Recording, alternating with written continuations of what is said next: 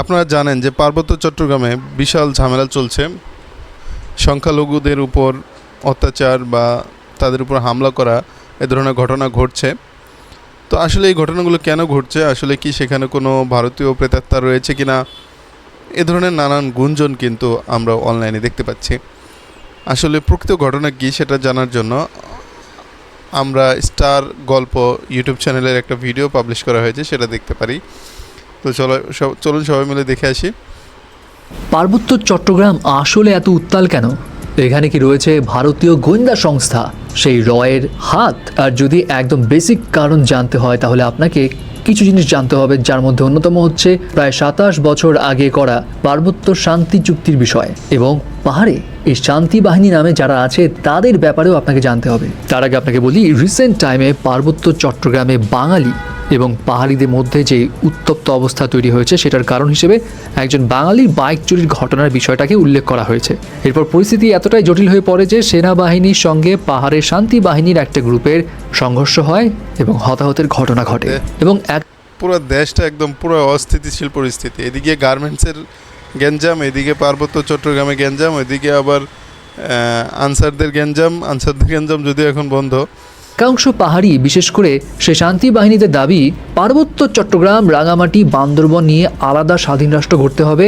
পাহাড়ে সেনাবাহিনী থাকা যাবে না, কোনো ক্যাম্প সেখানে থাকবে না, জুম ল্যান্ড প্রতিষ্ঠা করতে হবে। এবং আপনাকে বলে রাখি, শান্তি বাহিনীর এই দাবি কিন্তু নতুন নয়। এই বিষয়কে নিয়ে একটা বড় গেম প্ল্যান এবং কনস্পিরেসির মতবাদও রয়েছে, যেখানে রয়ের নাম আবার উঠে আসে এবং এমনও বলা হয় এই কনস্পিরেসির কারণেই ইচ্ছাকৃতভাবে এই শান্তি চুক্তি বাস্তবায়ন করা হয়নি এবং ভারতের প্রভাবেই বেসিক্যালি শান্তি চুক্তিটাও করা হয়েছিল, এমনটা মনে করে অনেক রাজনৈতিক বিশেষজ্ঞরা।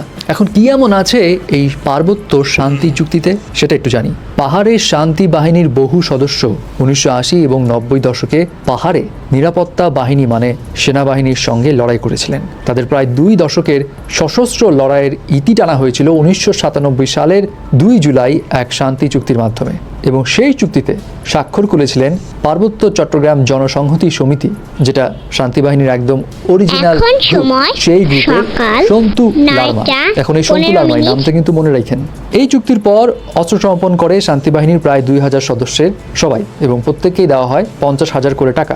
এছাড়া শান্তি বাহিনীর ৭০০-র বেশি সদস্যকে পুলিশ বাহিনীতে নিয়োগও দেওয়া হয়েছিল। সেই চুক্তিতে পাহাড়িদের জন্য অনেক প্রমিসও করা হয়েছিল, কিন্তু প্রমিসগুলো ছিল একপাক্ষিক, যেটা শুধুমাত্র পাহাড়িদের জন্যই ফেভারেবল ছিল, নট বাঙালিদের জন্য যারা পাহাড়ে থাকে। সেই চুক্তির মোদ্দা কথা কি ছিল? মোদ্দা কথা ছিল পার্বত্য অঞ্চলে পাহাড়ি জনগোষ্ঠীর নিয়ন্ত্রণ থাকবে, সেখানে সেনাবাহিনীর ক্যাম্পগুলো থাকবে না এবং আরও ছিল যে উপজাতীয়দের ভূমির যে মালিকানা সেটা অধিকার ফিরিয়ে দিতে হবে। এখন এখানে যে ভূমির যে বিরোধিতা সেটা কিন্তু অনেক পুরনো। ঘটনা হলো, জিয়াউর রহমান যখন রাষ্ট্র ক্ষমতায় ছিলেন সেই সময় দেশের বিভিন্ন অঞ্চল থেকে তিনি প্রায় লাখের বেশি বাঙালিকে পার্বত্য এলাকায় পুনর্বাসন করেছিলেন এবং পাহাড়িরা সেসব বাঙালিদেরকে বলে স্যাটেলার।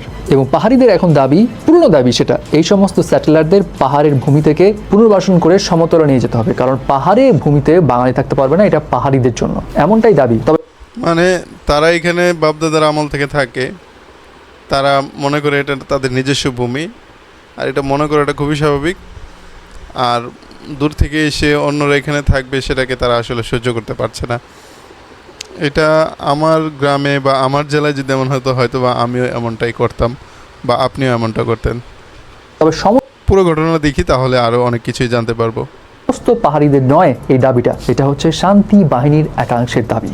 বাট এখানে একটা ফ্যাক্ট কি জানেন? পাহাড়িদের ফেভারে এই শান্তি চুক্তি প্রতিষ্ঠা করা হলেও এই শান্তি চুক্তিতে যখন স্বাক্ষর হয় তখন পাহাড়িদের নিজেদের মধ্যেই অনেক গ্যাঞ্জাম হয়েছিল। পার্বত্য চট্টগ্রামের চাকমা সম্প্রদায়ের সঙ্গে বাংলাদেশ সরকারের শান্তি চুক্তি স্বাক্ষরিত হওয়ার পরপরই গোটা পার্বত্য এলাকায় অশান্তি দাবানল জ্বলে ওঠে। শুরু হয় কালো পতাকা উত্তোলন, অবরোধ, হরতাল, লং মার্চ, বয়কট সহ বিভিন্ন কর্মসূচি। রিজন কি? রিজন হচ্ছে কেন বাংলাদেশের সরকার এই চাকমা সন্ত্রাসীদের কাছে নথি স্বীকার করেছে, যেটাকে শান্তি বাহিনী বলা হচ্ছে। অনেকের কথা হচ্ছে বাংলাদেশের পতাকা এবং মুদ্রা ছাড়া সব ধরনের ক্ষমতা চাকমাদের হাতে এমনভাবে দেওয়া হয়েছিল যে বাংলাদেশ রাষ্ট্রের যে আইনগুলো সেগুলোর কোনো প্রণয়নের ব্যবস্থাই ছিল না সেই চাকমা নিয়ন্ত্রিত পাহাড়ি গোষ্ঠীর উপর। এবং এটাও প্রশ্ন উঠে, পার্বত্য চট্টগ্রামে তো 12টা উপজাতি রয়েছে, তো শুধু চাকমাদের সঙ্গে কেন যুক্তি করা হলো? এই শান্তু লারমাই বা কেন? সে তো পার্বত্য জনগোষ্ঠীর কোনো নির্বাচিত প্রতিনিধি নন। এবং এটাও বলা হয়, একটা দেশে নির্বাচিত সরকারের সঙ্গে একটি অনির্বাচিত গ্রুপের কাছে কেন রাষ্ট্র সমস্ত ক্ষমতা হস্তান্তরের চুক্তি দিল? সো এটা নিয়ে কিন্তু পাহাড়িদের মধ্যে একটা বিভেদ ছিল, যার কারণে পরবর্তীতে এই শান্তি বাহিনী ভেঙে ভেঙে আরো কয়েকটা গ্রুপ তৈরি হয়, যে গ্রুপগুলো নিজেরাই ঝামেলা করতেই থাকে। কিন্তু প্রশ্ন যে একটাই, কেন তাহলে চাকমা সেই শান্তু লারমার সঙ্গে চুক্তিটা করতে হলো? এখানেই আসে ভারতের কানেকশন। আপনাকে বলে রাখি, শান্তু লারমাই কিন্তু সেই জন যিনি প্রথমবার ইন্দিরা গান্ধীর কাছে গিয়েছিলেন এবং বলেছিলেন বাংলাদেশে জুম ল্যান্ড প্রতিষ্ঠা করতে যাতে তিনি হেল্প করেন, অর্থাৎ পার্বত্য চট্টগ্রাম, রাঙামাটি, বান্দরবন এই 3টা জায়গা নিয়ে যাতে আলাদা রাষ্ট্র গঠন করা যায়। এবং ইন্দিরা গান্ধীও সেই সময় তাকে আশ্বস্ত করেছিলেন, বাট পরবর্তীতে আর তেমন কিছু হয়নি। এবং এটাও মনে করা হয় পার্বত্য যে শান্তি চুক্তি করা হয়েছিল বাংলাদেশ সরকারের পক্ষ থেকে, সেই শান্তি চুক্তির পুরোপুরি বাস্তবায়ন ইচ্ছাকৃতভাবেই করা হয়নি, কারণ যদি বাস্তবায়ন পুরোপুরিভাবে করা হতো তাহলে পাহাড়ে যেসব বাঙালি থাকতো তারা একদম বঞ্চিত হতো এবং তাদের মধ্যেও এক ধরনের ক্রোধ বা প্রতিশোধ তৈরি হতো, যার ফলে সংঘাত আরও বাড়তো এবং অস্থিতিশীল অবস্থা তৈরি হতো। আর এমনিতেও এখনকার সিচুয়েশনে অনেকের মতে পাহাড়ের বাঙালিরা পাহাড়িদের কাছ থেকে, স্পেশালি শান্তি বাহিনীর লোকজনের কাছ থেকে সেকেন্ড ক্লাস সিটিজেনের মতো ট্রিটমেন্ট পায়। এবং ডেইলি নয়া দিগন্তের একটা রিপোর্টস থেকে জানা যায়, রাজনৈতিক সমীক্ষকদের মতে দিল্লির চাপে পড়ে বাংলাদেশ সরকারকে সেই শান্তু লারমার সঙ্গে শান্তি চুক্তি স্বাক্ষর করতে হয়েছিল।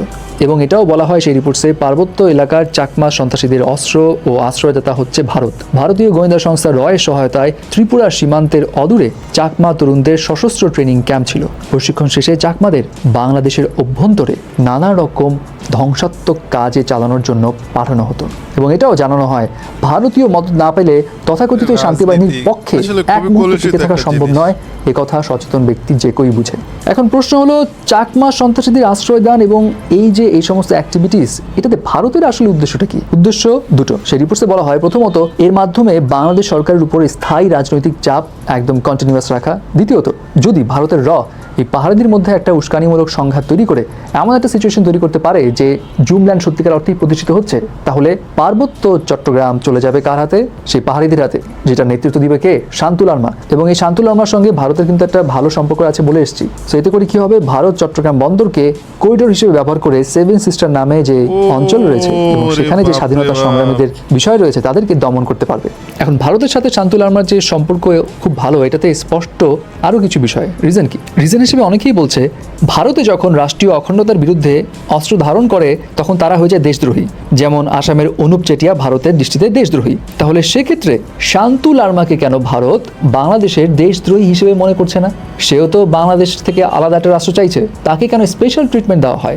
এমন প্রশ্ন তুলেছিল রাজনৈতিক বিশেষজ্ঞরা। এবং রিসেন্ট ঘটনায় আরেকটা জিনিস স্পষ্ট, নিশ্চয়ই মনে আছে, যখন নতুন করে দেশ স্বাধীন হয়েছিল সেই সময় নানা রকম প্রোপাগান্ডা ছড়ানো হয়েছিল ভারতের মিডিয়াগুলোতে যে সংখ্যালঘুদের উপর আক্রমণ চালানো হচ্ছে, তারা ভালো নেই, যার মধ্যে অনেক তথ্যই ছিল বানোয়াট, মিথ্যা, পূর্ণ খবর এদিক ওদিক থেকে নিয়ে বানানো হয়েছিল। এবং এবারও কিন্তু অনেকটা সেম কাজ করা হচ্ছে। অনেক ভারতীয়রা নানা রকম খবর প্রচার করছে। যেমন একটা খবর এমন রয়েছে, একজন হুজুর হাতে অস্ত্র নিয়ে সেনাবাহিনীর হাতে গ্রেপ্তার হয়েছে এবং সেখানে লেখা হচ্ছে, পাহাড়ে অবৈধ অস্ত্র নিয়ে প্রশ্ন তুলছেন, পাহাড়ে নাকি পাহাড়ি সন্ত্রাসীদের অবৈধ অস্ত্র থাকে, তো আপনার হুজুরদের হাতে এইটা কেন?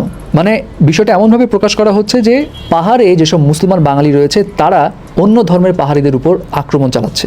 আদতে এটা সত্য নয়, কারণ এই ছবিটা 16 আগস্টে করা রংপুর কারাগারে, যেখানে যাবজ্জীবন প্রাপ্ত কয়েকজন কয়েদির মৃত্যুকে কেন্দ্র করে উত্তেজনা তৈরি হয় এবং সেটার পরিস্থিতি নিয়ন্ত্রণেই সেনাবাহিনীর একটি দল ওখানে যায়। তারপর ইন্টারনেট বন্ধ।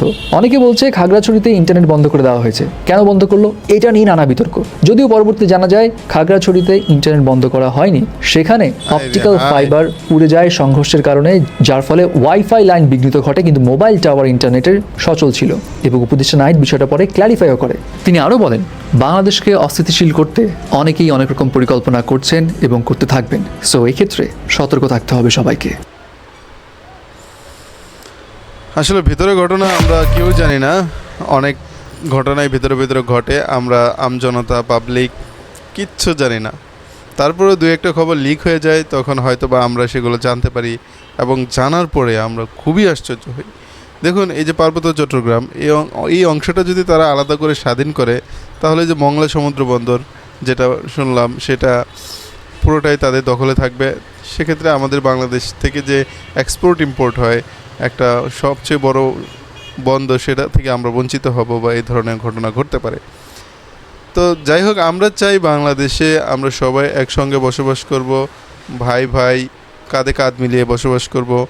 কে পাহাড়ি বা কে বাঙালি এই পার্থক্য না করাই আমার মনে হয় বুদ্ধিমানের কাজ হবে। আমরা সবাই বাঙালি, আমরা সবাই বাংলাদেশি, আমরা সবাই একত্রে কাঁধে কাঁধ মিলিয়ে ভাই ভাইয়ের মতো বসবাস করব। এটাই আমাদের সকলের প্রত্যাশা। দেখা হবে আবারও নতুন কোনো ভিডিওতে। ভিডিওটা ভালো লাগলে লাইক, কমেন্ট, শেয়ার করবেন। আর এই ভিডিওর মেইন লিঙ্ক বা অরিজিনাল লিঙ্কটা আমি ডিসক্রিপশনে দিয়ে রেখেছি, চাইলে আপনারা সেখান থেকে দেখে আসতে পারেন। আল্লাহ হাফিজ।